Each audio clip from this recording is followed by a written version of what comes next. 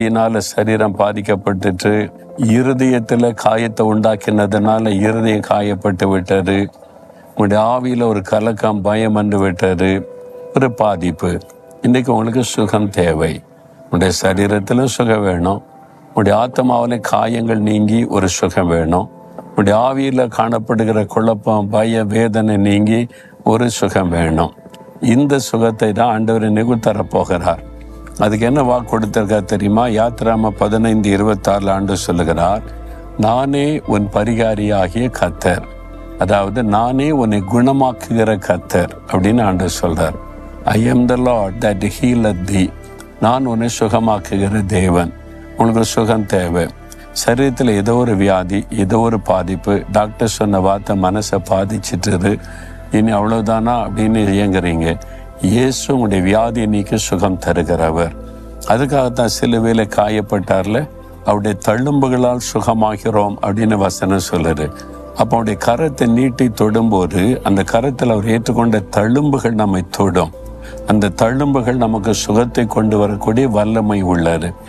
ஏன்னா நமக்காக அவர் காயப்பட்டு தழும்புகளை ஏற்றுக்கொண்டார். மத்தேயு 8:17 இயேசு நம்முடைய பலவீனங்களை ஏற்றுக்கொண்டு நம்முடைய நோய்களை சிலுவையில் சுமந்தார். நம்முடைய சரீரத்தை தாக்கியிருக்கிற நோய்களை அவர் சிலுவையில் சுமந்தார். நம்முடைய பாவம் இப்படி மன்னிக்கப்படுது. இயேசு நம்முடைய பாவத்தை சிலுவையில் சுமந்ததுனால அதை விசுவாசித்து ஜெபிக்கும் போது நம்முடைய பாவம் மன்னிக்கப்படுது. அவருடைய இரத்தத்தினால் இருதயம் கழுவப்படுகிறது. அதே மாதிரி என் நோய்களை சிலுவையில் சுமந்தீர் என்பதை விசுவாசித்து, இயேசுவை என் நோய்களை சுமந்துட்டீங்க, இந்த வலி, வேதனை, கஷ்டம், இந்த கேன்சர் அல்லது ஆர்த்தரைட்டிஸ், இந்த இருதய ப்ராப்ளம், கர்ப்பப்பை பிரச்சனை, என்னுடைய டைஜஸ்ட் சிஸ்டம் பிரச்சனை, ஸ்கின் டிசீஸ், எல்லா வியாதியை சிலுவையில் சுமந்துட்டீங்க.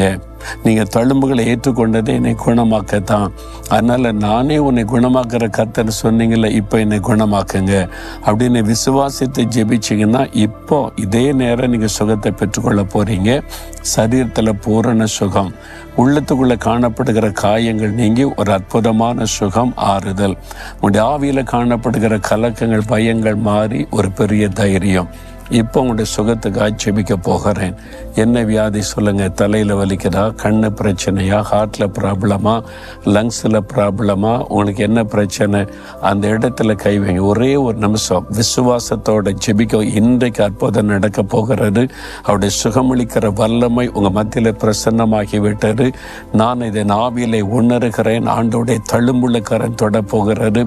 இன்றைக்கு உங்களுடைய வியாதி நீங்கும். வியாதி உள்ள இடத்துல கை வைங்க அல்லது இருதயத்தில் கை வைத்து, இயேசுவே உம்முடைய